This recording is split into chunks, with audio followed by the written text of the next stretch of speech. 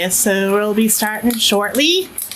And the quote for today, let me turn this down a little bit. This was my my campfire noises. The quote for today is, "It is also clear that proletarian dictatorship cannot be possible without the Workers' Party equipped with the scientific ideology of the working class.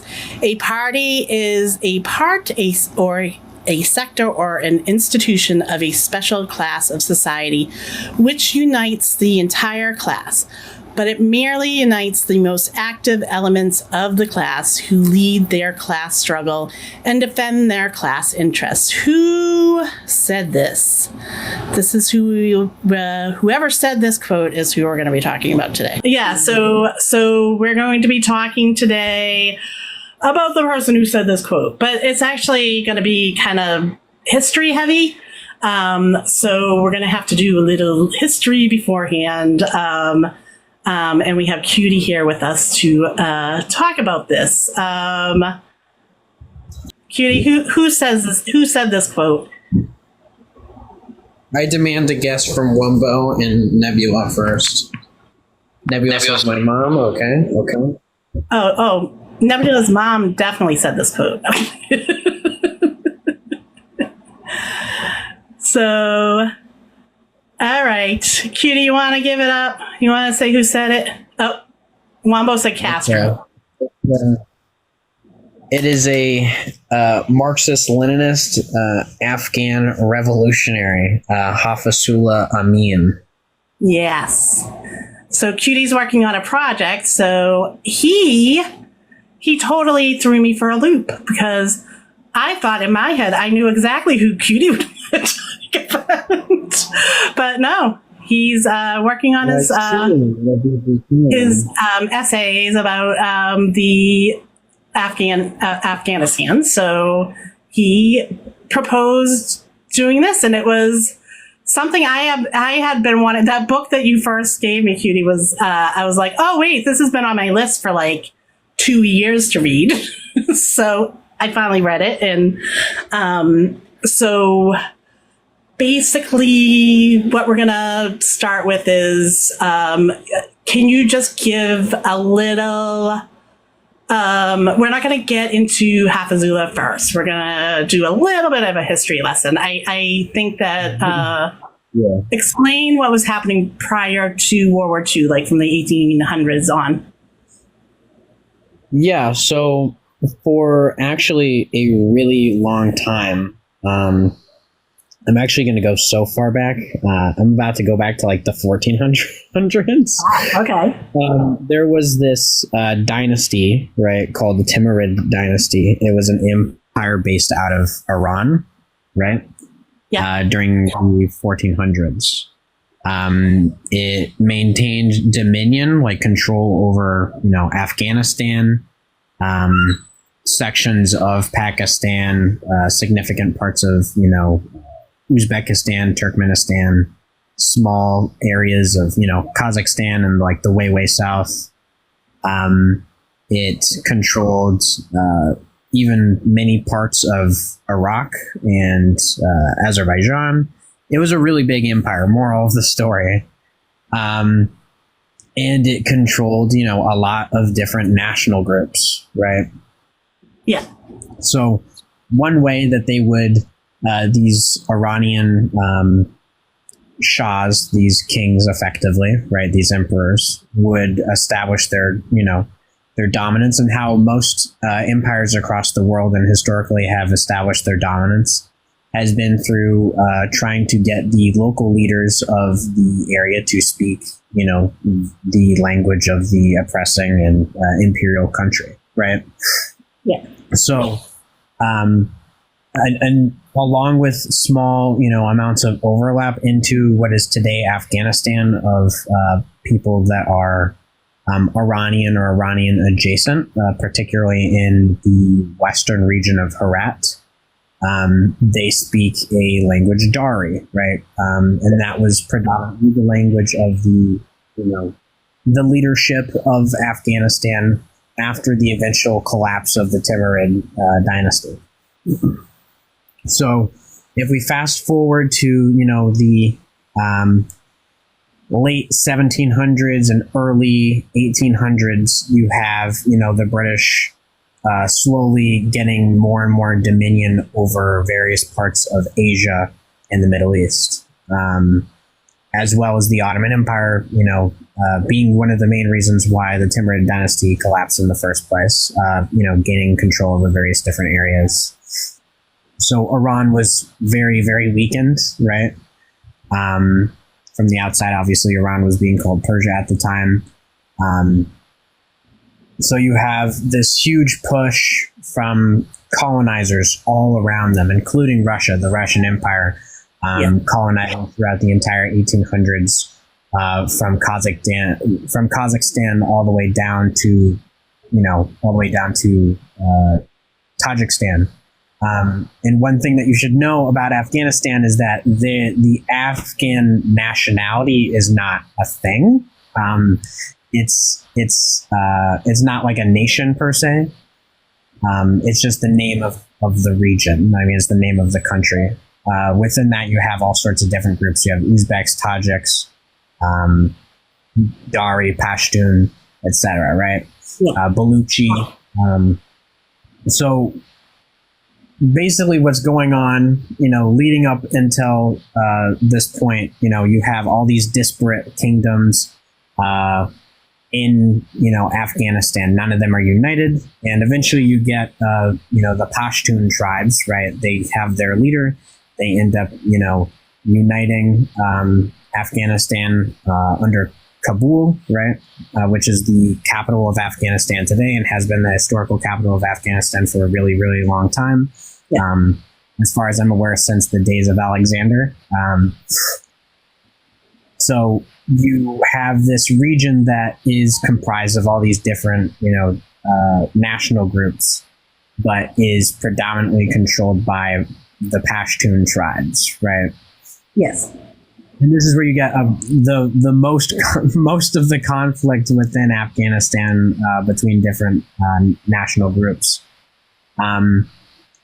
Eventually, you get to the point where the Russian, revolution happens, the October Revolution, and a significant amount of, landlords and counter-revolutionaries in the Turkestani area, right, in Uzbekistan, Turkmenistan, Kazakhstan, etc.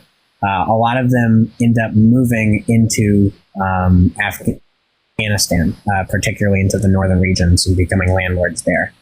So you get a significant amount of power within the Afghan government, Afghan kingdom, effectively, that is very, very weary of external colonization of their country, because effectively at this point, by the time you get to around the year 1900, they're all that's left, right? India is completely under the control of the British, including Pakistan. Persia is effectively a puppet government of the British and the Americans. Yeah, the West. It is endangered by a possible invasion by Russia, because throughout the entire 1800s, there was this whole thing. It was called the Great Game, which is about basically a fight between the British and the Russian Empire to gain supremacy over Asia. Yeah. So you get to a point where there's this really complicated situation where within Afghan society, they are trying to simultaneously maintain their independence, but also not anger the empires around them, causing them to be invaded by those countries, right? So yeah, there was a lot of balancing they were trying to do, right? All through that. Yeah. Like not piss these people off, but also not piss these people off. And yeah. Yeah. So one of the main things that happened is, and just before what I'm about to mention, one of these Tajik landlords ended up basically claiming control over Afghanistan. Pashtun tribes didn't like that. They got rid of them.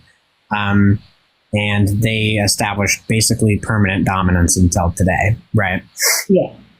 A lot them obviously spoke Dari. A significant amount of the aristocrats, the landlords, capitalists, etc., were Dari speakers. But the most of the power was from the Pashtun tribes. Particularly with the Pashtun tribes was this internal concept of, Pashtun nationalism, right? For this concept called Pashtunistan.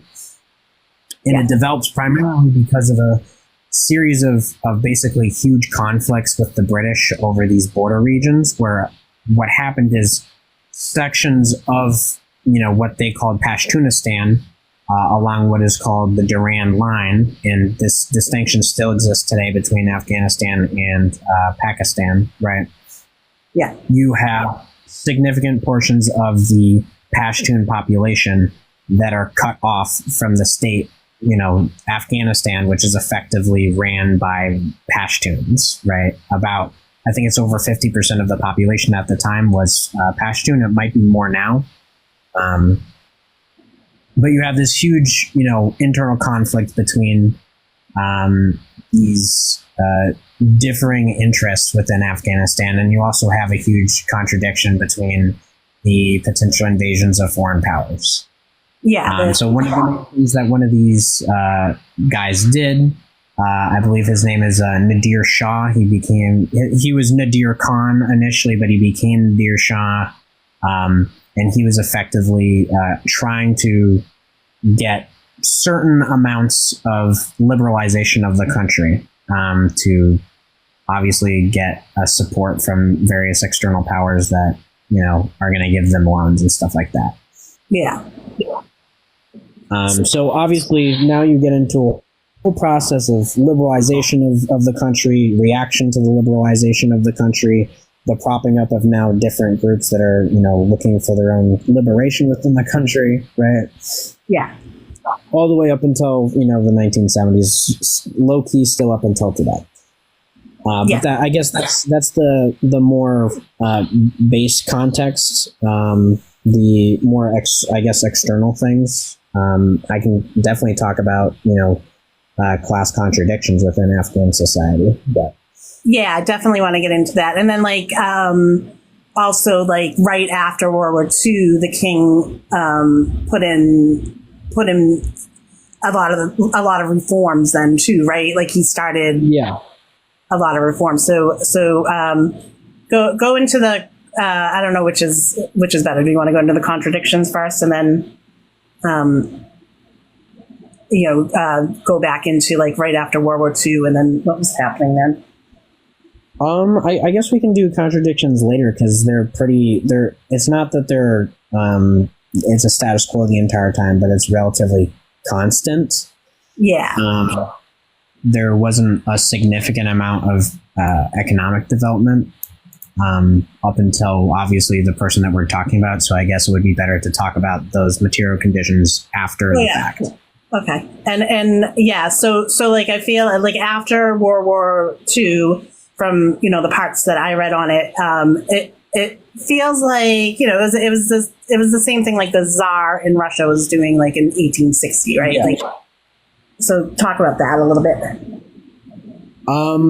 Basically, you just have these, this main family. You have some changes in power here and there, but predominantly they were trying to increase education and literacy rates for their ruling elite, at the very least, in Afghanistan. So they opened up a few schools.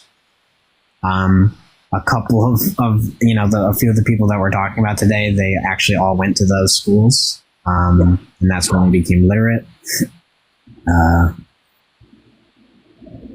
yeah, I mean, there's not necessarily a whole lot specifically. I mean, with Afghanistan during World War II, they were relatively out of it. You know what I mean? Yeah. They weren't really that involved. It's really what affected them the most, obviously, was the enlarging, I guess, of Soviet influence globally. one of the big factors in the continuation of or the continuing of liberalization policies obviously was that, Afghanistan wanted to put itself into a position of non-alignment, right? Where they weren't put into an area where they had to side with the United States or had to side with the Soviet Union, right? Yeah. Because one really, really important thing that you have to understand about being a landlocked country is you need supplies from the ocean. You know what I mean? Yeah. They can trade through, Pakistan or Iran to a certain extent if they stay semi-friendly with those countries. One of the huge, again, differences between the United States and interests and the Afghan interests was on the question of, Pashtun nationalism, especially with, again, like I was talking about, those tribes that were caught on the opposite side of the border, because Afghanistan never actually considered them the legal border. They contested them. I'm not sure if they still contest them, but Pashtun nationalism basically made it so it was almost impossible for them to side with the United States against the USSR. Yeah. On the opposite end, it made it also almost impossible for them to side with the USSR against the United States, because obviously they're not a communist country, right? They're a aristocratic government ran by landlords and, extremely limited populations of, capitalists, right? But also because, as you'll see with, the development of the Civil War, the revolution, and even with the Taliban of today, when Afghanistan is on a very serious bad side of Pakistan, Pakistan is able to weaponize the fact that they have a portion of the Pashtun population that can quickly go across the border and cause a lot of problems for their country. You know what I mean? Yeah.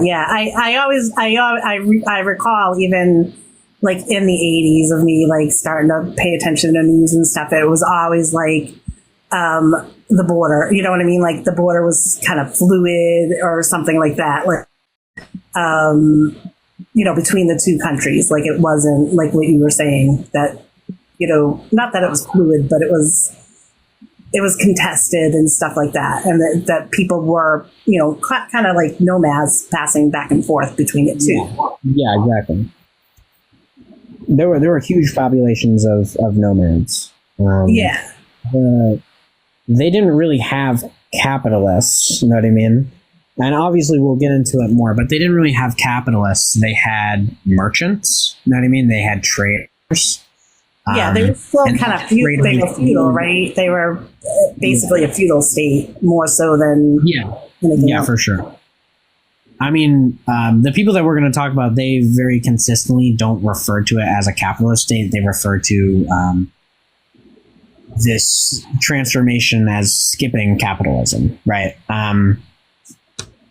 Because obviously the country hadn't really gone through it. One of the huge problems actually with the development of capitalism within Afghanistan is with those traders, actually. They, rather than investing in urban industry to get money through, the industrialization of, commodity production and shit like that, right? Yeah. They would actually just invest in buying plots of land, and then they would rent that out to laborers. Yeah. So like kind of a landlord serf type situation. Yeah, so like semi nomads were more often than not either agricultural laborers / nomads, so like migrant workers, or they were semi landlord, semi merchant. You know what I mean? Yeah. And where they're at is like they're much more feudal than even Russia was at the time that they went. You know what I mean? 100%. They were.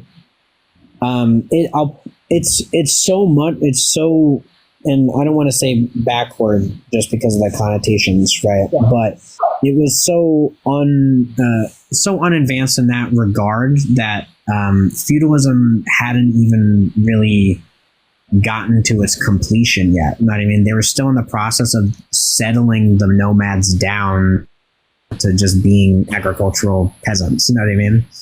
Yeah. That was a huge difficulty for them, was getting people to stay where they were at. So it was feudal, but you could argue it was semi-feudal, semi-nomad, depending on where you were. You could argue that it was completely nomad, depending on where you were in the country. Yeah, true. Yeah. So do you want to? And then, like in the 50s, this guy comes in, right, and then he just kind of Yeah. Are we talking about Dawood, or are we talking about? Dawood. Okay. Yeah. So he was a. I cannot remember for the life of me right now the guy that he was attached to, the leader of the country at the time, but he became the prime minister of Afghanistan during this liberalization period. And he was a huge proponent of liberalization within Afghanistan. One of the big things in Afghanistan was allowing, the creation of independent newspapers and journals and political parties. They went as far as to actually allow elections. And for a, depending on where you are, obviously, semi-capitalist to, fully nomadic to semi-feudal society is pretty novel, I guess. It's not something that happened very often. You know what I mean? Yeah, they didn't. Yeah. So so they were the way I read into it is they kind of were influenced by the Soviet Union on, pushing out people could have a newspaper, create a newspaper, but it had to be the king one of the okay with it, right? It wasn't exactly that they were forced by the USSR or compelled to allow free press. I think it was really that some of the elites, obviously, some of the landlords within the country were very interested in becoming capitalists and becoming international investors. You know what I mean? Okay. All right. So I think a lot of them were interested in trying to liberalize their society for the purposes of avoiding, tribal revolts, making more money obviously, on being a landlord by getting nomads to settle down. But also with the creation of the PDPA, right, the Kalk faction of the communist movement that pops up out of this, huge, people's movement, I guess, right? I can't remember the exact title of it at the moment. The People's Democratic Party of Afghanistan. No, I remember the title of that. I'm talking about the wider movement. Yeah. I had it written down. I gotta find it, but there was the creation of the PDPA and of left-wing newspapers. The Soviet Union definitely, whether deliberately or not, basically got the Afghan government to be in fear of a possible, retaliation if they were to crack down on communists within Afghanistan very heavily, because all the way up until the April Revolution, the Tsar Revolution, the Soviet Union was providing Afghanistan with loans to up their industry. Obviously, they're not going to bite the hand that feeds them, so they're going to try to avoid getting fully into capitalist mode where you're just arresting communists all the time.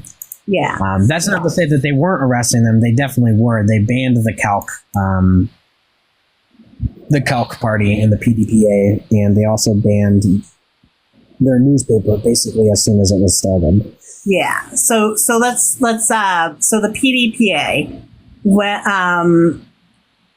let's how do I want to do this? Okay, the PDPA starts in the 60s, and there is three people that are during a really, really important students movement that's happening all across the country during this liberalization process, where all these different factions are getting together and they're saying to themselves that the system is low-key fucked. You know what I mean? So they're trying to figure out what it is that they need to change.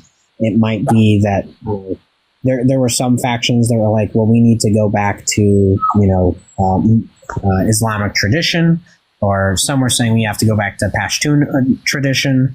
Yeah. Others were saying we need full-blown Marxist-Leninist communism. Some were saying that, just you need to continue liberalization and have more reforms, So there was a lot of disorganization, but there was a lot of,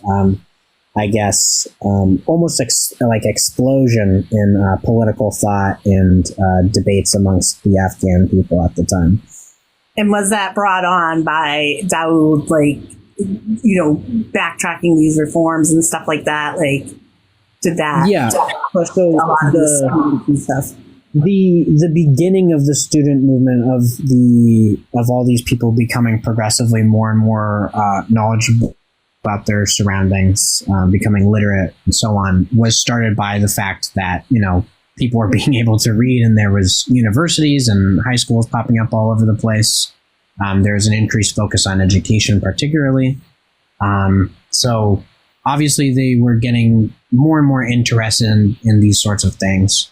But the king, the Shah at the time, when a bunch of these journals that they had just allowed popped up that were really, really antagonistic, right? At some points insulting to the Shah, he decided to kind of backtrack on this. So the increase, the creation of this huge student movement really began very calmly and not really, aggressively or radical. It quickly became radical when it was being suppressed. In the Kabul University, the students' union was actually completely closed down by the government. Yeah. Yeah, that was early. Was that the early 60s? Not even. Yeah. When that was the early 60s, right? Or yeah, that was the early 60s. I mean, it really after that point, it really just keeps going, to be honest. Yeah. So, all right. So quickly. All right. So before we get to Amin, quickly, just give me some background on the dude named Babrak Karmal. Where's this guy come from? Yeah. So, he was born, I believe he was born in, Pagman. He was born a few miles, inward towards, Kabul, the main city. Babrak Karmal was a member of an aristocratic family of Dari speakers. And remember, I was talking about the Dari speakers that were heavily attached to the old, Iranian influence over the country. His dad was a officer and later a general. His family were, I believe, petty landholders. Yeah. And spoiler alert, Karmal is kind of bad, right? Yeah, he went to one of these primary and secondary schools, and also to university, where he became more radicalized, obviously, through this movement. I may have to mute up in a second, but we'll see. Became more radicalized throughout this time period. He began, really being a part of some of these riots. He didn't have a whole lot specifically to do with what was going on initially. And this first wave, that was maybe 10 years later, he did. He was very much, if you guys are familiar with Kautsky, he was very much a huge fan of reformism. He was interested in, his papers, his groups, really participating in, the political system to try to gain power. Yeah, we've talked about the calc, but he that was the split, the PDPA. Yeah. I'm going to get more into it with the PDPA split. Okay. But with him specifically, really, he got arrested. It's really not until he joins the PDPA where he becomes very relevant. Yeah. And then the Nur Muhammad Taraki. Tell us about him. Did I lose you, Cutie? Yeah, I'm sorry. I did after it, but I have returned. I'm sorry, bro. And then Nur Muhammad. He was a member of an aristocratic family. To cut it short, he was a member of an aristocratic family. He received a fairly good education. He got arrested a couple of times. He got released. He did not actually finish his degree the first time around. He went back to finish his degree after getting out of prison. One of the main guys, Khyber, that he met while he was in prison, was Marxist adjacent, and kind of helped get him to a certain extent. And Karmal eventually went back to his university and finished his degree. But while he was there, he again participated in a bunch of fights and shit. He embedded himself in the youth movement that was developing again, and became a very popular figure by the very end of it. Yeah, Taraki's kind of like the cult of personality type person, right? Oh, so I'm not even talking about Taraki. Oh, you're talking Karmal. Yeah, Karmal has a little bit of the cult of personality type because he does form these relationships with people that stay loyal with him, right?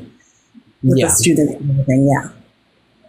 But okay, so Taraki. Let's get into Taraki. Yes, Taraki. So he's arguably the most important person in the creation of the PDPA, the People's Democratic Party of Afghanistan, which was not officially Marxist, but had a very large population of Marxist leaders. They created the party, I believe, in 1962, 64, something like that. Yeah, it was right around. He founded it alongside the Calc, which was a newspaper called The Masses, and it became a really important distinction, a really important term to distinguish between different factions within the PDPA. He was actually the poorest of the people that we're going to be talking about. He was a peasant.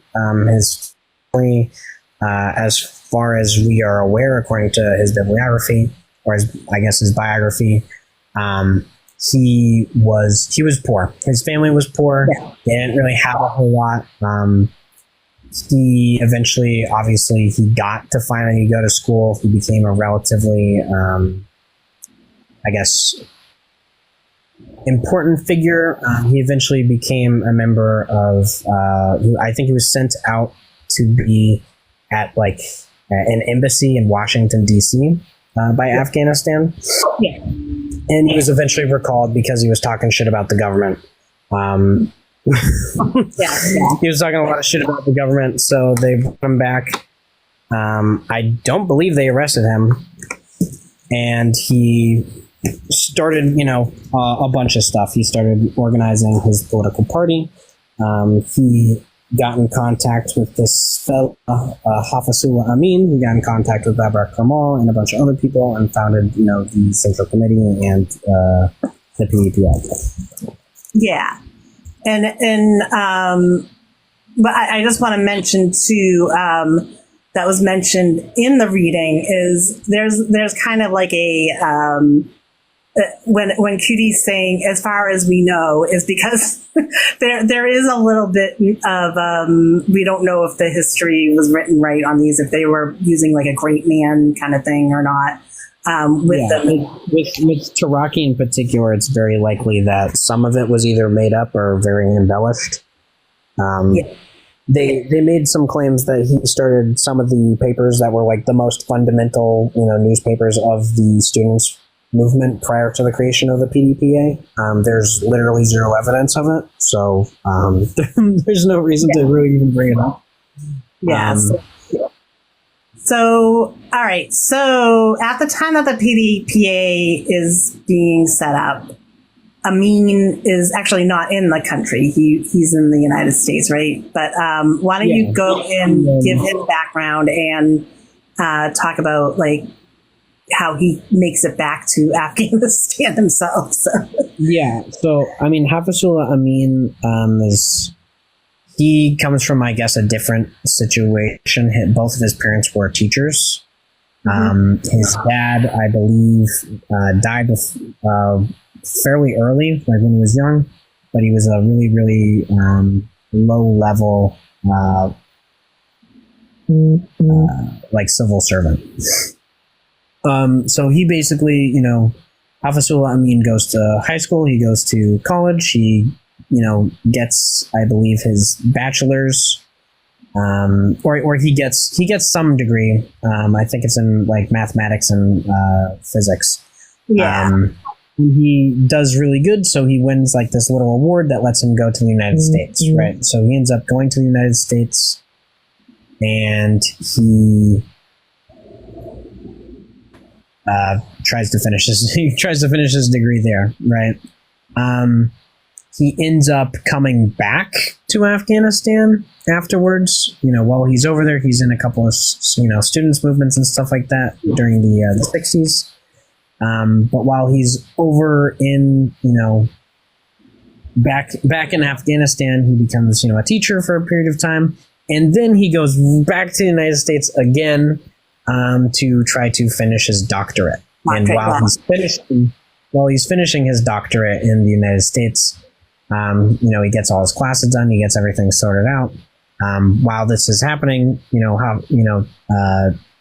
Taraki Noor is founding the PDPA.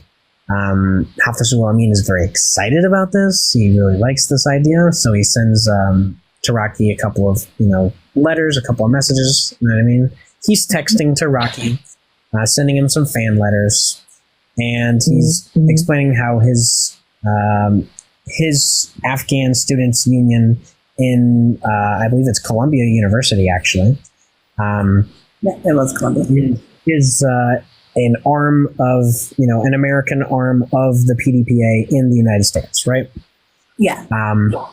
The United States does not like this at all, not even a little bit.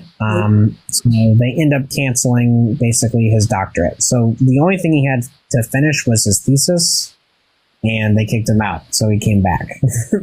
Yeah. While he's over in the United States, obviously he's getting a decent education. But later this is going to be a huge problem, for him to deal with, at least in the future. You know what I mean? Yeah. There's going to be a lot of questions about what he was doing in the United States and for what reason, and if he had some sort of alternative motive. Yeah. But that's to come later.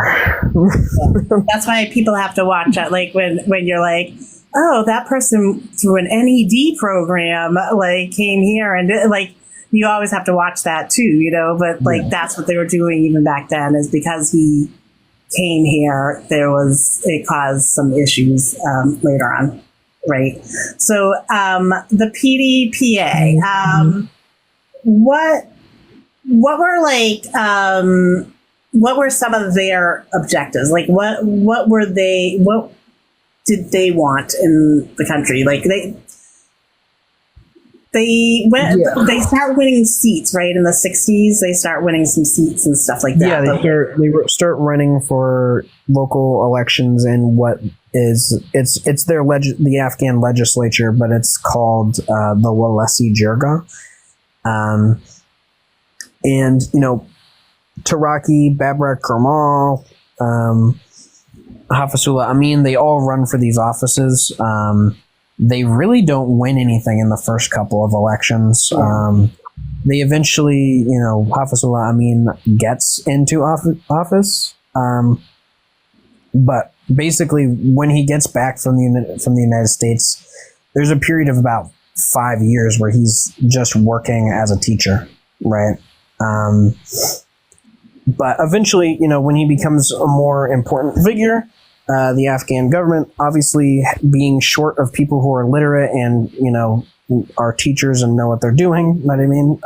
Suck it up and have Hafizullah Amin basically run various sectors of their education. One of the really, really important things here is that Hafizullah Amin was not just a teacher, but he was like teaching teachers. Yeah, he was. So this was one of the ways that he would, try to get people to be, teaching Marxism effectively in Afghan schools all across the country. Yes. One thing I want to bring up is that he, kind of when he came back from the United States, was put like his punishment was to teach at a girls' school, and he actually they kind of attributed getting the women at the for the PDPA through him. You know what I mean? Like so he was in a lot of those important positions where he was the principal of a school for a little bit. He was basically again teaching teachers. But once the government figured out what he was doing, they sent him to go and be the principal of a girls' school. And while he was there, he really did a lot for getting women active and involved in the revolutionary movement. Yeah. So I thought that was pretty neat too. That he used his it was almost like when you're reading it, it felt like they were trying to punish him, but he actually utilized the positions to do more. He was like, a win's a win. I don't know what to tell you. So, all right, where are we at? Let's what happens with the split? So there's a split with the PDPA. Yeah. So when the PDPA is trying to get all these seats, try to get elected on the Walesi Jirga, there is a really big problem, right? It's difficult to get people elected when you don't have a journal that isn't banned, right?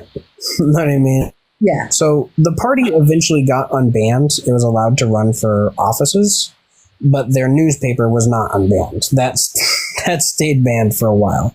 Yeah. So Babrak Karmal, now a member of the PDPA, right, has, him and a bunch of his buddies, they already have this journal called Parcham, right? Yeah. Parcham is a lot more of a liberal-leaning, Kautsky-esque, social democrat type of newspaper. They basically are arguing about how, it's important for them to support the liberalization process. It's important for them to demonstrate that they care about democracy and these liberal rights. And Taraki, Hafizullah Amin, and the other people in the Kalk faction are not very happy about this, right? Obviously, they want to grow their power, but they don't want to liberalize themselves from the inside. So there's a lot of debate, but they basically stay as is, actually. What happens is that Babrak Karmal has this fucking 5-head, super brain idea that he's going to take over the party from the inside, right? Yeah. So him and a bunch of his buddies who are on the central committee, I believe it's 7 people who have voting power and 13 people or 14 people in total. Elvin, we're talking about communist Afghanistan, the creation of communist Afghanistan, and some of the, the figures in it, and how that happened. So Babrak Karmal has this fucking super brain idea that he's going to take over the party, and he gets his group of guys. They basically, what he does is he does this little stunt, right? So there's 7 guys, right? So it's basically split. There's 4 guys that are in favor of Babrak Karmal. There's 3 guys that are in favor of Taraki, right? Yeah. There's basically one of those 4 guys that are backing Babrak Karmal. He's very much on the fence. You know what I mean? Yeah. He's more interested in continuing unity of the party, right? So Babar Kamal, his super brain idea, he decides to resign, right? He decides to resign, to quit the Central Committee and basically leave the party, right? Yeah. But in order to do this, the plan is basically that it's a really big publicity stunt, right? It's a ploy. So what he wants is to try to leave the party so that way everybody begs him to stay and lets him take over, right? Because he wants them to be afraid that he's going to take all the clout that he's built with the student movements and take it out of the PDPA with him, right? Yeah. What happens is that he's dumb. He is stupid as shit, okay? The way that they do this is that 3 guys basically vote in favor of keeping him, right? Denying his resignation, right? Yeah. Which is exactly what he wants.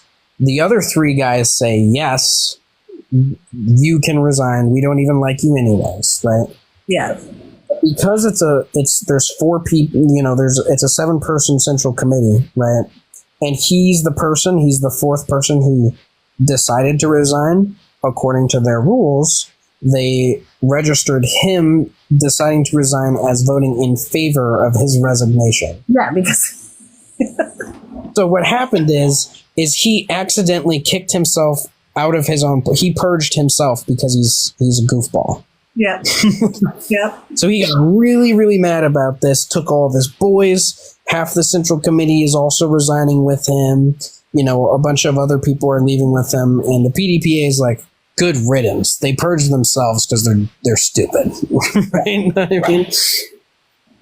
Yeah. But was this around when does he end up going into the hospital? And like all I can think of is the story where he goes to the hospital and he does a Trump thing where he like puts bandages around him and like waves to people from the window. Oh yeah. So what happened is earlier. One of his ploys, or I think it's after the split. There's this big like fight between like far right extremists and some communists, some liberals, and more left leaning students, right? At Kabul University, I believe. Yeah. And he gets into this fight, and low key, Babar Karmal, we don't like him, we don't fuck with him, but he allegedly he was cooking people. He was just laying hands on everybody, tearing them down, and then this dude eventually got messed up, right? Yeah. So he's in the hospital. Everybody's outside. They're cheering for him. They want to see him. They're excited. Their boy just like capped a bunch of right wingers, right? He comes out with the bandages, like you're talking about. He comes out with the bandages and he's like waving at everybody. He's like, "Look, I'm still alive. I'm powerful. I'm strong."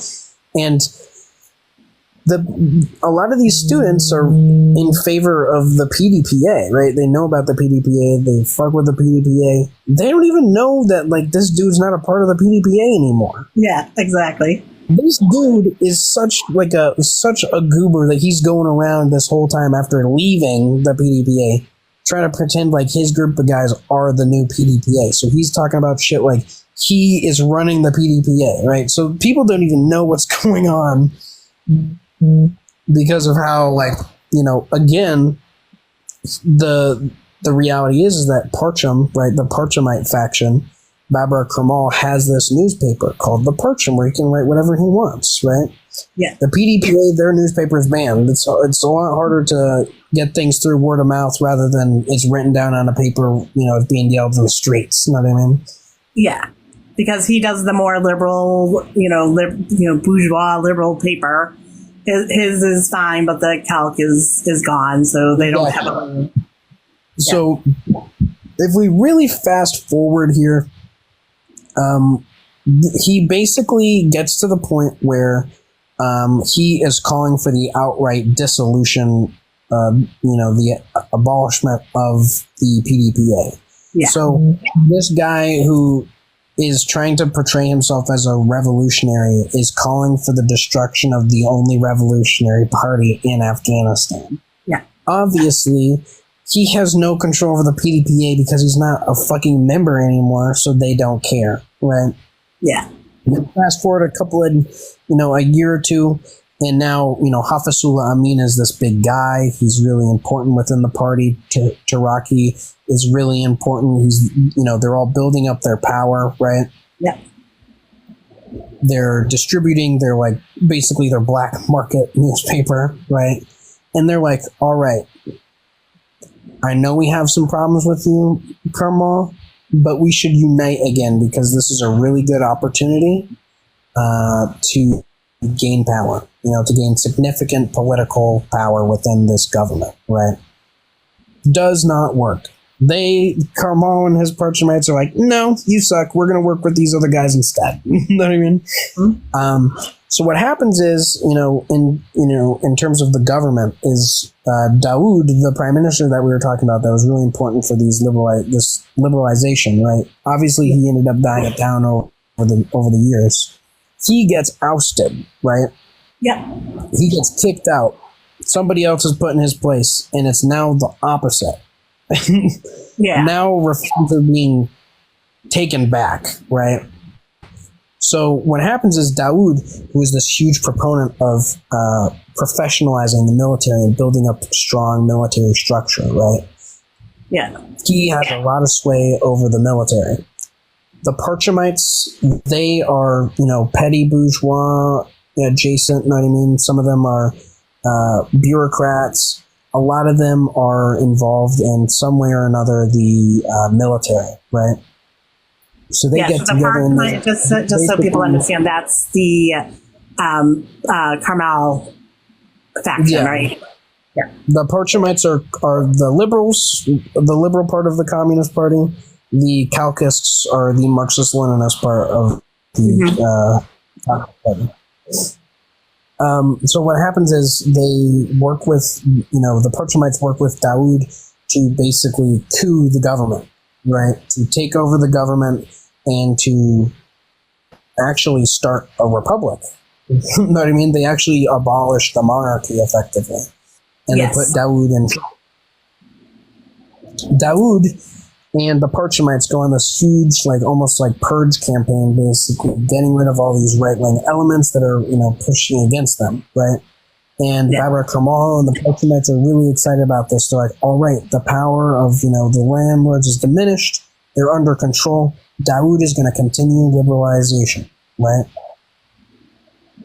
Little did they know, Daoud was bamboozling those fools because immediately after all the right-wing issues were dealt with, he starts cozying back up to the what was left of the landlord class and of the really powerful aristocracy within Afghanistan. Because you have to remember, Daoud is still a family member of the people that were running the country before. All he did was basically get rid of his cousin. You know what I mean? Yeah. Usually swap places. So now they go on this campaign to purge the Parchamites. You know what I mean? To start arresting the Parchamites. And all these guys who were a part of this Parchamite, this Babar Karmal clique, this group, right, of liberals, they start saying to themselves, clearly reform is not the way. So a lot of them actually start working with Hafizullah Amin. Hafizullah Amin now has this plan where he's going to go in and he's going to talk to all these members of the military, right? And something that should be said about the Afghan military at the time is they don't have a structure like we do where these, the soldiers live in barracks, right? These soldiers... Yeah, they have them sort of living at home and stuff, right? I mean, these soldiers are still living at home, right? Yeah. So they see the struggle of their family, right? A lot of the main soldiers are poor, right? They're peasants or they're proletarian families or they're members of really poor bureaucratic families, right? Mm-hmm. Even some of the officers are poor, you know what I mean? Relatively speaking. So Hafizullah Amin is now working with all these officers, a couple of generals, a bunch of these enlisted soldiers, and he is basically radicalizing them, turning them into bona fide fucking Red Army dudes, you know what I mean? Yeah. So all these guys that were the real important factors, the real guys that were holding up and popping up the Parchamite faction, suddenly they're swapping sides, right? Yeah. And Babar Karmal the opportunist that we know, as we have discovered, how he's basically, he starts with the PDPA when he thinks he can make a killing with it. He tries to take it over. He can't take it over, so he tries to side with the liberals so he can get more power there. And then the liberals betray him, and then now his people are leaving him to go to the Caucasus, not into the Marxist-Leninist side of the party, right? Yeah. He out of his graciousness, he just has a change of heart. He decides maybe he should join the PDPA again and bring his homies back. You know what I mean? Yeah. So this is where we get arguably our biggest mistake. This is where we get our big number one mistake is Taraki, a guy who was very interested in, reconciliation and unity between the party, let them back in. Yeah. And a part of the rule was that Hafizullah Amin, who has now built himself up to be this incredibly important figure within the Afghan Communist Party, right, the PDPA. The rule, the agreement is that basically half of the Central Committee gets replaced with people that are pro Babur Karmal, right? Mm-hmm. And the other rule is that Hafizullah Amin, Babur Karmal's main rival, is no longer a member of the Central Committee. Yeah. So now there's, Babur Karmal has basically gotten what he wanted all along. He got significant power within the party. Yes. Yes. So we get to the point where, we're fine, and don't worry, folks, we're finally getting to the communism. Okay. It's taken forever. We're almost there. We're almost there. Heavy history, but yeah, it was needed. Finally get to 1978. Okay. The PDPA, Hafizullah Amin, who is in charge of basically radicalizing and recruiting the army for a revolution, right? Yeah. He has these people who are educated in the countryside that are, in favor of him, and Taraki and the PDPA. He has all these women that are in favor of the PDPA, all these students, right, at Kabul University. He has not a lot of bureaucrats, but he has a lot of, low level bureaucrats that are in favor. So you get to this point where they have this setup, basically, like they have this plan that the revolution is going to happen in the next 3 years, right? At least in the next 5 years, 3 years preferably, right? Yep. So their plan is effectively to take over the government by 1982, right? Yep. What we're going to find out is that they were a hell of a lot fucking faster than 1982. Yep. Rex, we're talking about, Afghanistan and the communists within Afghanistan during the late 70s and how they basically took over the government. But basically what happened is we're talking about the PDPA actually, yes. What happened is they had this alternate rule basically, right? Is if the main members of the Central Committee ever were to get arrested all at once, right? Then the military the following day at 9 a.m. would immediately mobilize to take over the government. Yes. Now, one caveat here is that, and this is an important thing to bring up, is that Babur Karmal and the Parchamite faction was not in on this, not in on the organization of the military. They didn't know who was in the military that was in favor of this revolution. The revolution was completely carried out by pro-Calvinist, pro-Marxist-Leninist faction of the military, okay? Yeah. And I bring this up because what happens is, I believe it is April 25th, basically all these guys get arrested. Every single one of the Central Committee get arrested, and obviously because Hafizullah, this is actually very lucky, obviously because Hafizullah Amin is not a member of the Central Committee anymore, he is placed under house arrest, right? Yeah. So what happens is he sends his son, right? He sends his son basically out of the house with these papers to go and bring them to the officers, right? To one of the officers that they know of, to basically give the go-ahead, to be like, our boys got arrested, it's time to fucking play. You know what I mean? It's go time, gang. You know what I mean? So what happens is that one of the guards, or the guards that are basically watching there, like, under most circumstances, they're not letting the kid out of the house or back into the house. They're not letting anyone in or out of this house, right?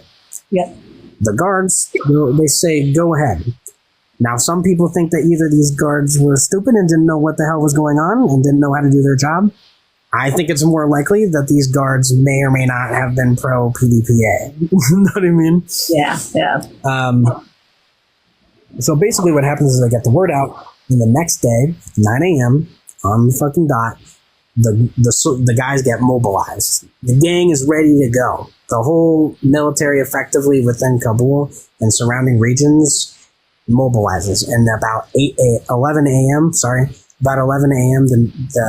that day, so about three hours later, they basically move into the palace. And yes, Rex, I'm talking about the Tsar Revolution. They go into the palace. They take that shit after some fighting. They get all the guys out. What happens is, and this is actually low-key mad funny to me, is they get there. They're getting all these Central Committee members that got arrested, and Babrak Karmal, one of the guys who got arrested, the tank fucking barrels through this thing, right? When they get one of these tanks to barrel through the goddamn walls and break these guys out. Yeah. And there's this like account where they're basically running out. They're like, it's time to go. Shit is popping off. We got to get the hell out of here. And there's this argument between Babrak Karmal and Hafizullah Amin, where Hafizullah Amin is like, we gotta go. And he's like, well, we don't know if we're gonna win, so I don't know if I want to leave or not. And he's like, either you come with us or you stay here, bro. Because shit is popping off. Yeah. Like, there is a revolution happening. You gotta come with us, or you can stay here and figure what happens next. Now, the reason why I brought up earlier that this revolution, the Tsar Revolution, was not organized by Parchamite troops is because during this revolution, a bunch of guys who are pro-Babrak Karmal fight against the coup. They fight in favor of Daoud. Yeah. So, the PDPA lets in this faction of people who not only at every step of the way have proven to be a huge obstacle, right? Yeah. But also are actively and literally fighting against the revolution. Know what I mean? Oh yeah. Yeah. Yeah, like they get to this point, this scene almost. It's like a scene out of a fucking movie, right? They capture the radio tower, like the Kabul radio tower, right? Yeah. And Karmal is like, sure, we have the radio tower, but we gotta run back to the airport. Right, so he's like, we gotta run away. Hafizullah Amin is like, bro, we just captured this. This is an extremely important thing for us declaring victory during this revolution. To be like, we won. He was still all stuck in his liberalisms, like, oh, I'll just stay here and wait till the fighting's done, because what if we lose and then I'll look, like they'll want to come at me or unalive me. He can be like, I wasn't part of it. I don't know what you're talking about. I didn't do nothing. Yeah. But yeah, basically what happened is there's this argument, right? This argument that like gets almost violent between the two of them about who should be the one who like declares that they just took the palace and they won the revolution, right? Yeah. Hafizullah Amin is saying it should be Taraki, the leader of the PDPA. Yep. That comes on to the radio and says it. And Babrak Karmal, I believe, is saying that it should be, and forgive me, I can't remember exactly. I believe he said it should be him or one of, the generals that he liked. Yeah, yeah.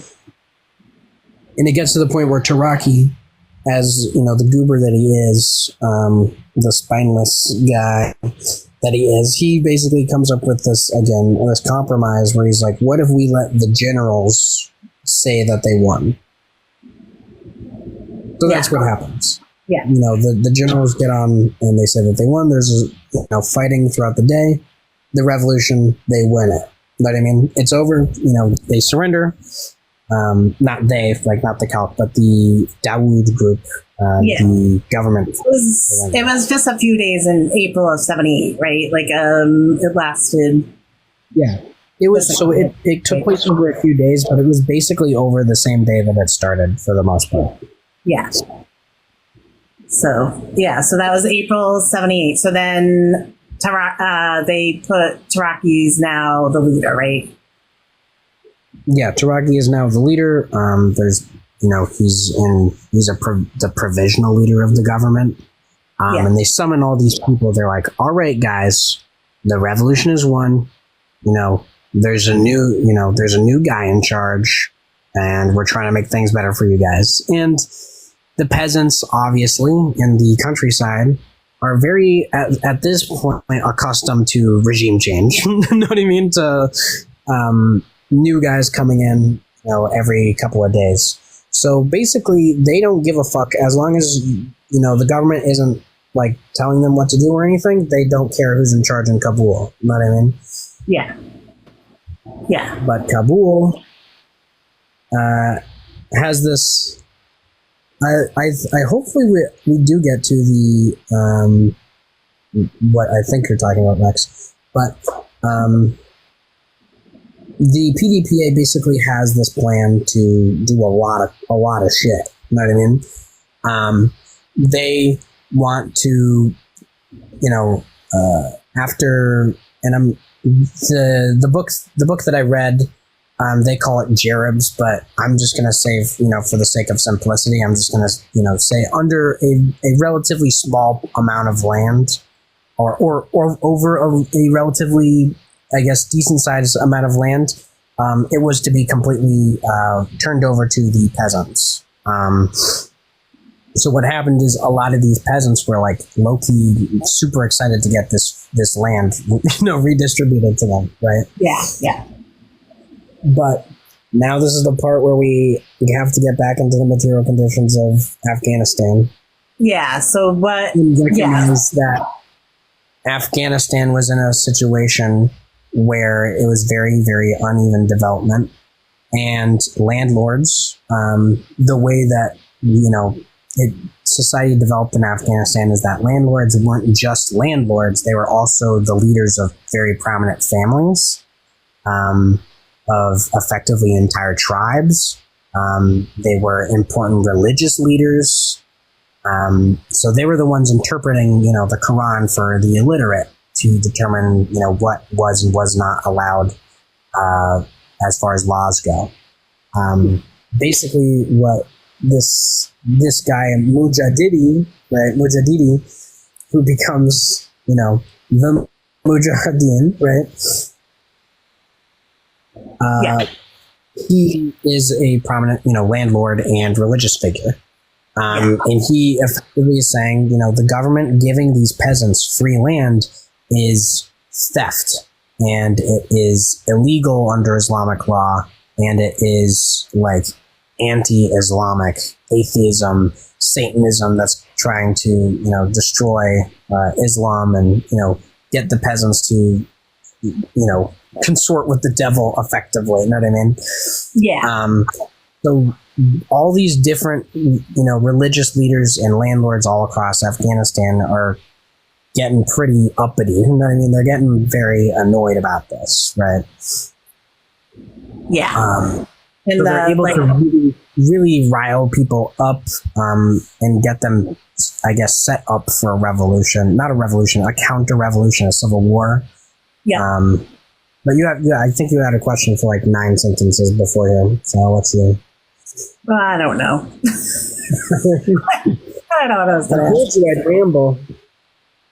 I know. Okay, so let's okay, so Taraki is in, he's in the leadership. He's, and there, he puts like a lot, like he puts a lot on, like he trusts Amin and then he gets paranoid, right?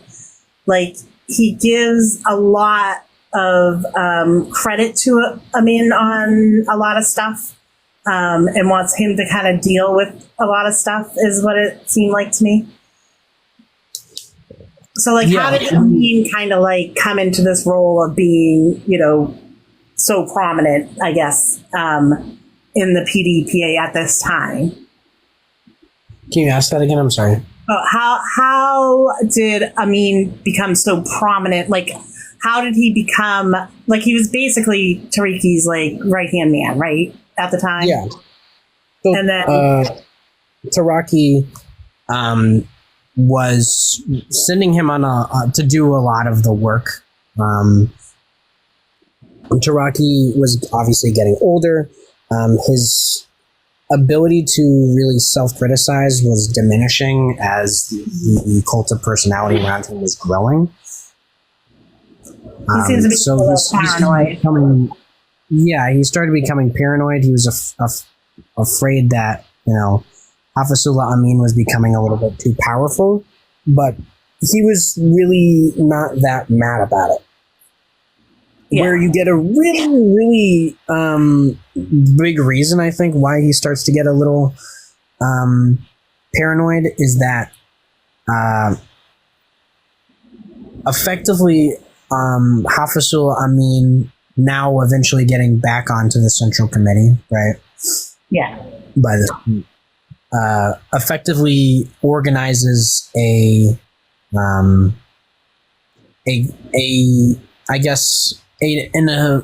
assault on the Parchomite faction. I guess the Parchomites were becoming more and more unwilling to carry out these reforms that were being introduced. So what happened is, basically, they sent Babrak Karmal and a bunch of his other associates abroad to effectively be in exile as in the like emissaries. I mean, as attachés to other governments, you know, in embassies, right? This really, really did not make the Parchomites very happy, and the not arresting of these people really made things a lot more difficult in the long run, as we'll find out. So that definitely made him very weary, because Taraki was in favor of this, right? It wouldn't have happened unless he gave the go ahead, obviously, right? Yeah. But when you're in a situation where all these people are being purged, basically, right? And you're not the one really leading this movement, you start asking yourself if you're next. You know what I mean? Yeah. So yeah, go on. Yeah. So that's, so what's going on though with, like, what was their plans, like, under Taraki and, you know, Amin's like his right hand man, like, what were they bringing about in the government? I know they're all worried about this other, you know, the paranoia stuff, but like, I mean, like, so because they have to worry about, they have to balance everything. Yeah. So like one thing that gets brought up a lot when you read about this is that a lot of, you know, people talk about the bureaucratic structure of Afghanistan as being built exclusively for tax collection and not for the imposition of policies. You know what I mean? Yeah. The PDPA obviously was trying to do just that. But earlier on during Dawood's regime, they had basically embedded the entire bureaucratic structure with you know, religious zealots, basically, with landlord associates and members of the Ummah that were not Ummah. I'm trying to think of it, bro. I can't remember their name right now. I think it might be the Ummah, but that were very, very, you know, counter-revolutionary. So there was a really long process of, even before being able to implement these policies, just like getting rid of these bureaucrats. You know what I mean? Yeah. Yeah. But a lot of the main things is they wanted to, increase industry. Obviously, they wanted to try to get loans from other countries. And one of their main things was asking for loans that were no strings attached. They wouldn't accept loans in any other circumstance. They also had one policy that was actually very controversial, and controversial for reasons that might surprise you. For reasons that will and will not surprise you, but they had this policy of basically effectively abolishing the bride price. Yeah. When getting married, right? Yeah. The thing is that obviously, your religious establishment is not going to be very excited about this. Yeah. But also, what they found is that the women, being, in these peasant societies, these, situations where they were largely not literate either, right? Mm-hmm.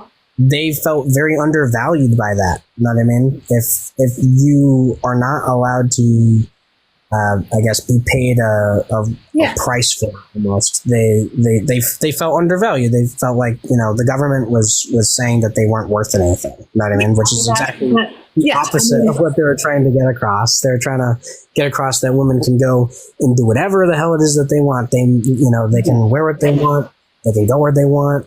They can marry who they want. You know what I mean? But this policy made them feel the opposite. Like now suddenly, they weren't respected members of society. Yeah, because it was they weren't they weren't literate. They didn't understand anything different, and I'm sure the religious leaders were like, "Yep, this is bad for women." You know what I mean? Like putting that out there too. So. They didn't understand. They thought it just devalued them, and because that's basically all. They were told that they were worth whatever that gift was. You know what I mean? That's how they took it. So yeah. But those are the main policies. Is really trying to do bureaucratic reform, government reform. And increased education, but primarily land redistribution. That was really the main thing that pissed off the landlords. Yeah. So what happens with Tariqi? Like how does Amin come into power? So Taraki, becoming progressively more and more. Bro, this dog is tweaking out. I'm going to let this dog out. I'll talk to you guys while I'm letting. I keep saying Taraki. I don't know why I keep saying Tariki. It's okay, bro. I'm letting you outside. So Taraki was getting really. This guy's jumping all over the place. He was getting really fearful of the growing power of Hafizullah Amin. Go, get outside.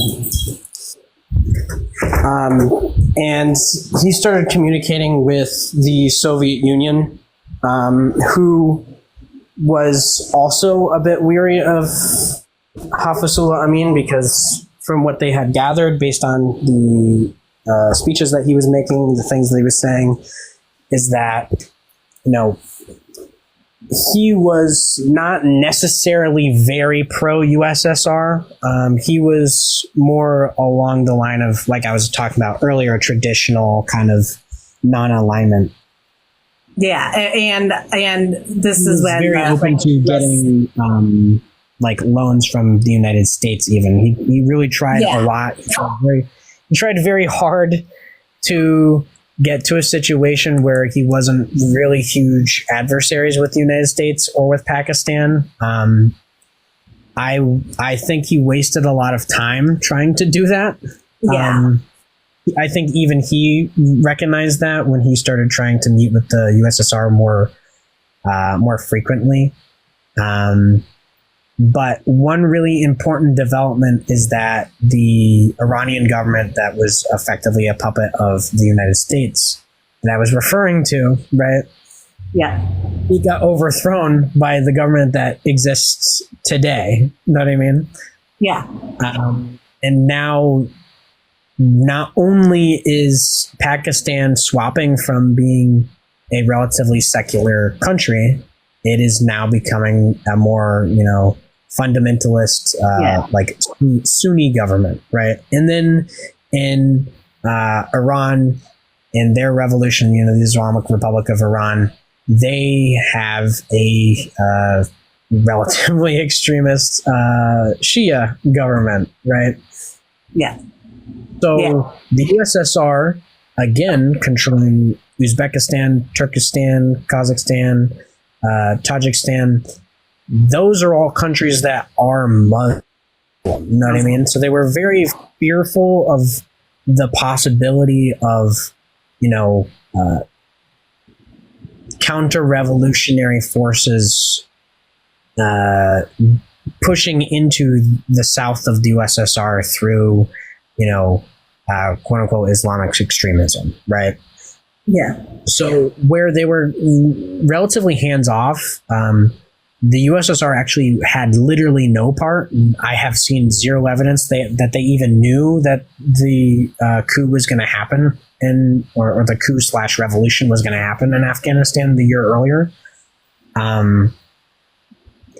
So they were really trying to figure out how they can reel in Afghanistan and kind of get a way where they can almost use Afghanistan as like a means of being like a battleground to stop the spread of that into the southern republics of the USSR.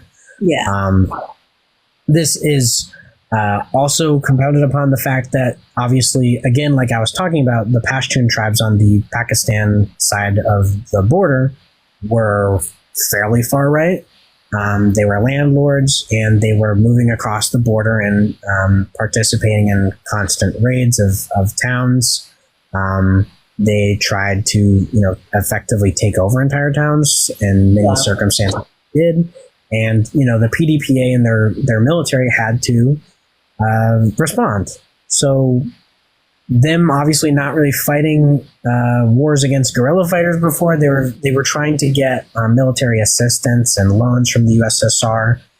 This came in the development of like a lot of advisors from the USSR going to Afghanistan. And it got to a point where it became difficult for the USSR to, I guess, square the circle of Amin simultaneously trying to have Soviet assistance. Yeah. And also trying to have American assistance, especially with the fact that, again, China, Pakistan, the United States, and Iran were all funding various counter-revolutionary forces within the country. So, yeah, we came to the point where China and Soviet relations weren't. Yeah, the Sino-Soviet split is so fucking ridiculous with Afghanistan. It's actually crazy. Yeah. Where, again, I think like Rex brought up way earlier. You get the PYO and, the Maoists. They weren't actually Maoists. They were called Maoists, I guess. You know what I mean? I think Maoist would say that they were more MZT. I think in some circumstances they just weren't Maoists at all. But they were definitely, they leaned in favor of China. Moral of the story. They were a really small group of people. But they did, participate in active resistance to the government. So the government obviously reacted in repressing them. Yeah. They obviously were not super in favor of them to begin with, but obviously if you have, anarchists and Maoist adjacent people, because again, I'm using Maoist just to, skip past saying NZT every time. Participating in, subversion of the government and their wishes, at some point actually participating in the assassination of a very prominent American official in Afghanistan. Yeah, so the E conspiracy. So there's this whole thing going on in that September, right? Like right before Taraki steps down is that E conspiracy. And isn't Kamal's part of that whole thing too, right? It's hard to say. I mean, yes. That's why he got basically purged from the party to begin with. But Kamal actually eventually went to the USSR and was basically chilling there.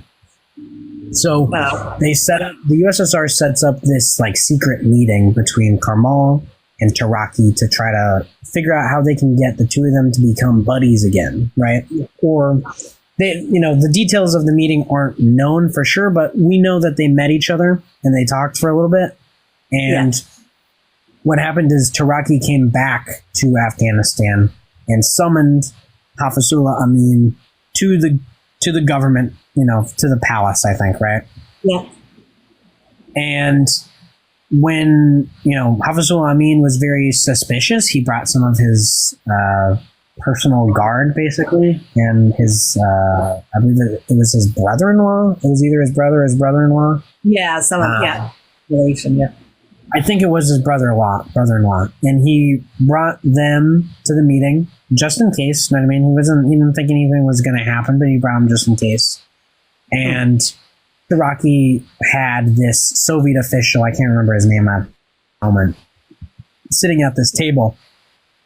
And the details of the events basically after this point are unknown, but the results are well known, I suppose, and it's likely. So I'm going to give you the likely story of what happened rather than, 7 different stories, right? So the likely story is that he was summoned. He went into the room, and as soon as the doors basically opened, Taraki and his associates with the Soviet officials just sitting there at the table started firing upon Hafizullah Amin, his guard. Yeah. So his brother-in-law gets killed, but what happens is during the firefight is Hafizullah Amin's guys win, and Taraki takes a couple of bullets. He doesn't die right then, but it's basically what happens is Taraki tries to get rid of Hafizullah Amin through an assassination attempt, right? Yeah. And he ends up being assassinated in return on accident, know what I mean? So the USSR basically hears about this and they're like, all right, so let me get this straight. You already don't like this guy, right? And we just sent this guy to try to hopefully get rid of him. And it turns out that he's dead instead of Hafizullah Amin.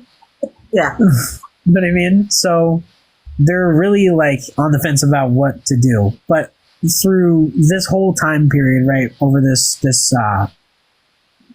effectively 1.5 year period, it's really a short period, very tumultuous.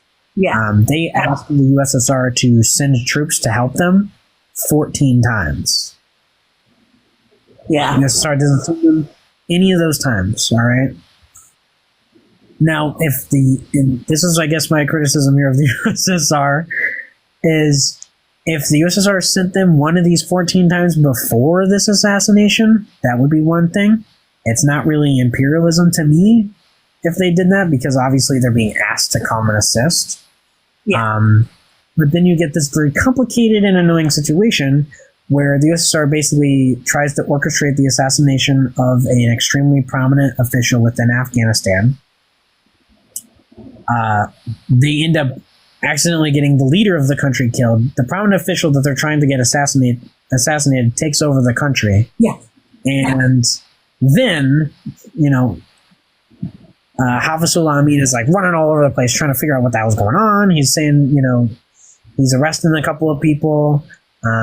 He obviously is now trying to reorganize the government, right? He's trying to reorganize it.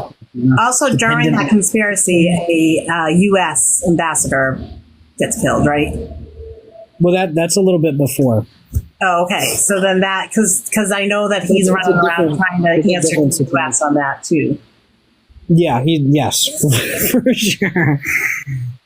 But it gets to this point where Afghanistan, where they were originally able to have this really delicate balance of both sides basically really wanting to keep the situation calm. Now both sides are very interested in regime change in Afghanistan. You know what I mean? Yeah. So Hafizullah Amin trying to reiterate that he wants to be independent of the USSR. He wants to cooperate with them. He does a lot of speeches talking, all sorts of, lovey-dovey things about them. But eventually what happened is after 3 months of Hafizullah Amin running all over the place and trying to get shit figured out, a lot of Mujahideen cells actually get pushed back significantly during this time period. Yeah. USSR, with the backing of Babrak Karmal, who again is not associated with the government at all, right? They move into Afghanistan and they basically do regime change. They basically do a coup. They end up. We don't know exactly how Hafizullah Amin dies, but what is likely is that Soviet troops went and killed him at his palace, like his holdout zone. Yeah. So And that's December 17th? I think it's the 27th. Oh, 27th. Okay. Yeah. The end of 1979. Yeah. So it's just, yeah. I mean, so the guy just, he just wants to do reform through like being a teacher and teaching people and starting to have women become part of the revolutionary and stuff like that. Like he does all this stuff for his country, but then he's like just I don't know. There's just so much crap going on. There was like no way. It's one of those situations where maybe if Iran did not fall to the swap to being the Islamic State of Iran, then things might have been different. The Soviets may have felt less compelled to be involved. Felt more like they would be able to figure out whatever the difficulty is with Hafizullah Amin. Yeah. It's hard to find a lot of documents from the USSR talking about him very specifically. But I would wager to guess that they were very concerned about the prospects of having effectively a Asian Yugoslavia right under them. You know what I mean? Yeah. Where while Yugoslavia is socialist, you know what I mean?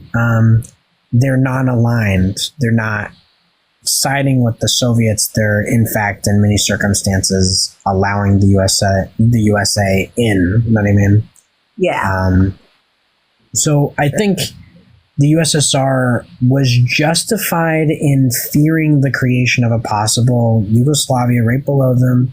They're justified in fearing the possibility of, insurgencies in their south, right, in the southern republics, because of the Islamic State of Iran, because of the Mujahideen, because of Afghanistan potentially collapsing to the Mujahideen, which was like definitely a fear. Now, is the United States funding the Mujahideen? Yeah, they were. Yeah. So it doesn't. The thing is like they're justified in being fearful of it, but obviously, if we're looking at this objectively, right, they're not justified in this being the way that they involve themselves, because if they intervened in the conflict, I don't know, the 14 other times that they got asked to intervene, right? Yeah. It would have been. If they came in, during this period and they're like, you know what, Hafizullah Amin, you get to stay in charge, but like, there's a lot of shit going on. That's still low-key fucked up, you know what I mean? But like, it's not literally replacing the most revolutionary leader that is at the disposal of Afghanistan with arguably historically the least revolutionary figure within that, that section. They replaced, I guess it was low key. It's like if they replaced Lenin with Kautsky. You know what I mean? Yeah.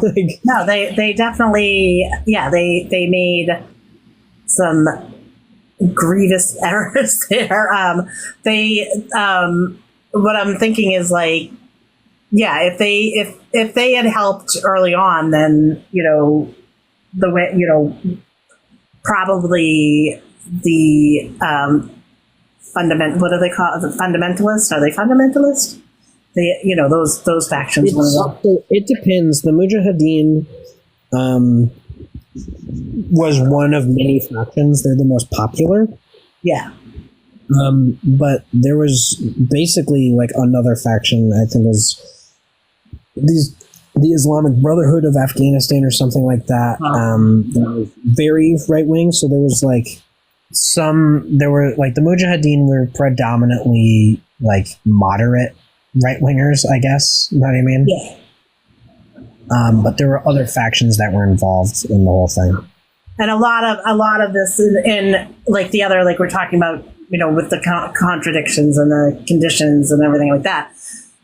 So much outside, so much, the countries outside of Afghanistan were playing a huge thing. Just the Cold War itself was playing a huge part. The thing is it doesn't help that,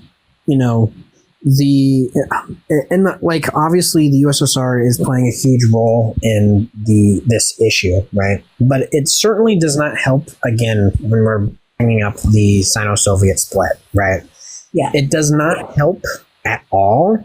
It is not even remotely productive, at least with regard to Afghanistan. The government of China funding the Mujahideen. You know what I mean? Yeah. It's also, again, not productive at all, invading and replacing the legitimate leader of the country with an opportunist. So exactly. Maybe if they were a little bit less playing this game of like whatever they do, I'll do the opposite, and they were more, I guess, legitimately looking at the material conditions of the situation. Yeah. Then Afghanistan might be in a very different situation. But we are at a point where in Afghanistan, after obviously Babur Karmal was put in charge and 9 years of Soviet involvement in the war. Yeah. And you get about 3 years of, Afghanistan and this government fending for themselves against these, the Mujahideen and Taliban, right? Yeah. But the reality of the situation is that the PDPA and the Kalk faction was taken over by opportunists and, libs, you know what I mean? You can say reforms. It'd be hard to say that they're revisionist if they were never Marxist to begin with, but Babur Karmal and that faction took over the government. The Parchamites took over. They changed the flag. They branded Hafizullah Amin as a traitor and a CIA asset, which is not based on any legitimate evidence, as far as I'm able to find.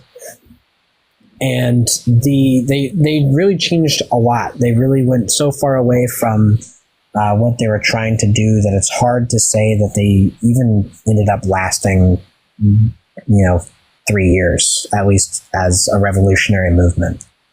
Yeah. I'm going to say if he was involved with the CIA, they would have let him finish his doctorate. That's all I'm going to say. If he was involved in the CIA, they probably wouldn't be funding the Mujahideen. No, against him. Yeah, true. All right. So just, I want to is there anything else you want to add to any of this?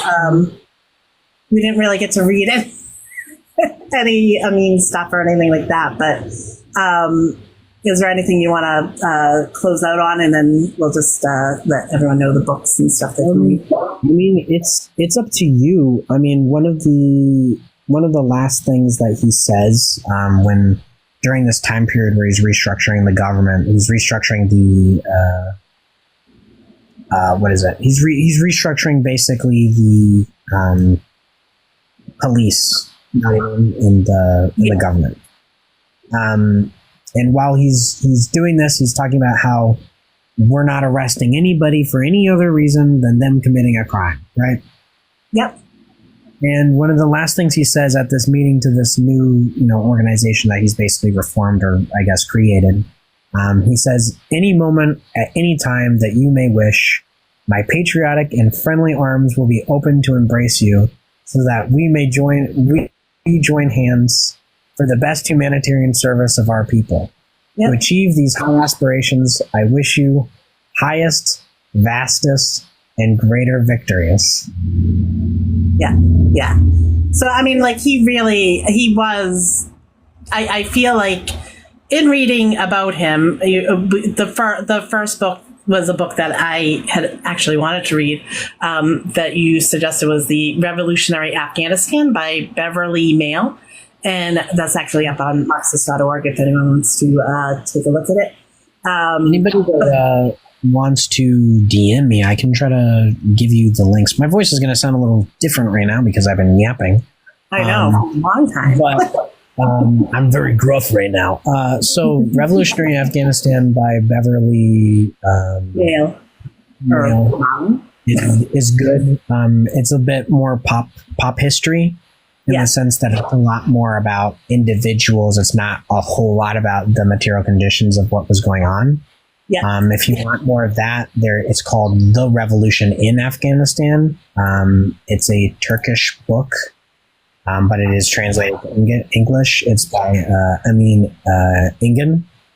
Right, Amin Egin. I don't know Turkish. But yeah, they are more specific to the material conditions of Afghanistan at this time. They also have a lot of speeches in the appendix.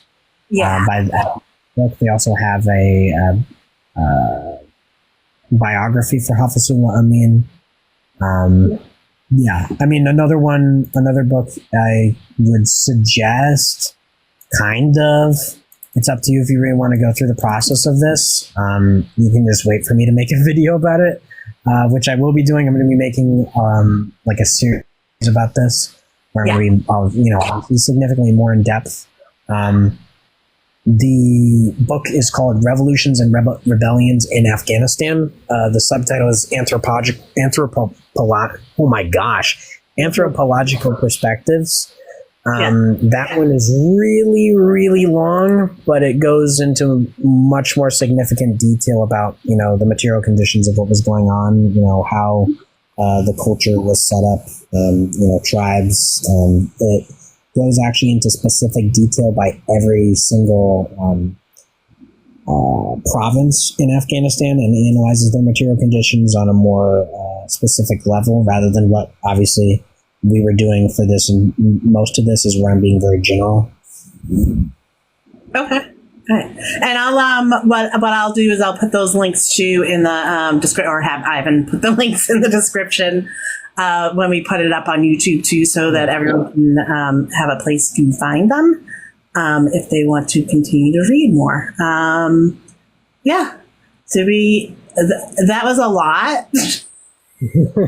And there's a lot we actually didn't get to. So this was a little bit different than how I envisioned doing this. But I think this was good. I think, talking about the PDPA, it wasn't like we focused on just Amin, but we have we know that he was trying to do right by his people, and just to see, everything that was happening there, it was near impossible for him to. Yeah, there's I think one thing that and this isn't to be pessimistic at all, right? But and maybe some Maoists will relate in probable defeat, right? The concept of probable defeat, right? Is that sometimes you get into, you know, material conditions where no matter what you do, it's Jover, you know what I mean? Like you have to try.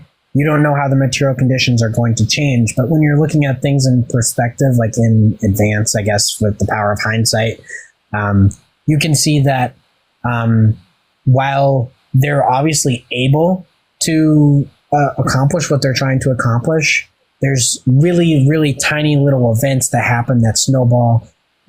Some things that are in their control, some things that are out of their control, that just make it extremely, extremely unlikely that they'll be able to achieve what they're trying to get. You know what I mean? Yeah. Especially, I didn't bring this up, but the proletariat population of Afghanistan at the time was 40,000. Like the population of Afghanistan was like 17 million. There's only 40,000 like proletariat in the whole country. Yeah. So it's hard to have a proletarian dictatorship for only 40,000 people. You know what I mean? True. Yeah. How many are there now? Do we know? There's probably I would say almost certainly there's more. I don't know for certain. If I had to make a guess, I'd say in the hundreds of thousands, but not terribly high. Yeah. All right. Well, so I am looking forward to your essay pieces on this. There is a lot. I learned a lot. Questions. But this was one of my things. So like when 2020 was happening, I said to myself, I am going to learn about everywhere else than the United States. Because I was so stuck in learning about like what the government's doing here and all that stuff. And so this was actually something that I had been wanting to do. We did, a couple episodes on Afghanistan in the, the show that I do with Esha and stuff. And I really been putting this on a back burner. So thank you for pushing me into it. I said, you challenged me. There's going to be, I think, a lot of stuff that I'm going to be forcing you guys to read. Yep. We are reading Bukharin today. Yes, I'm reading Bukharin tonight. We have maybe a show Friday. We're not 100% yet if this is a bye week or not. I'll announce. I'll find out by tomorrow. And next Wednesday for another re-ed with Aria. And I think Cruz and Ivan are doing that one. So should be good. Good things coming up. All right, so I'm going to sign off. You have anything else, Cutie? You're all set. I'm ready to go. I mean, does anybody have any questions before I skedaddle here? I'm not seeing any. I'll tell you what. I'll take 3 questions. But you gotta type in these questions before it's like the next 3 or 4 minutes. I'm getting the hell out of here. And we're out of here. You're a revisionist, Bukharinite monster. I know we're getting through a big chapter tonight. It's chapter 12. I don't know. I'm a little scared.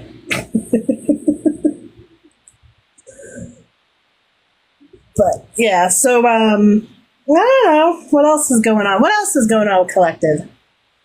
All good stuff. I mean, I got a meeting to go to in a minute, so I know you better sign off and go to your meeting. Ivan's good in Collective. Ivan wanted me to say that Ivan is good in Collective. Ivan, our king. Yeah. So, no questions. When did you interview my mom? Wait, no. I'm not going to make the joke my brain is compelling me to make, Nebula. I am stronger than this. He's not taking the bait, Nebula. Not on live, okay? I'm too powerful. So, All right. I think we can call it a day. Yeah. Beauty has a meeting to go to, and then we have book club. So, Nebula, you better be at book club. All right. Talk to you all later. Bye.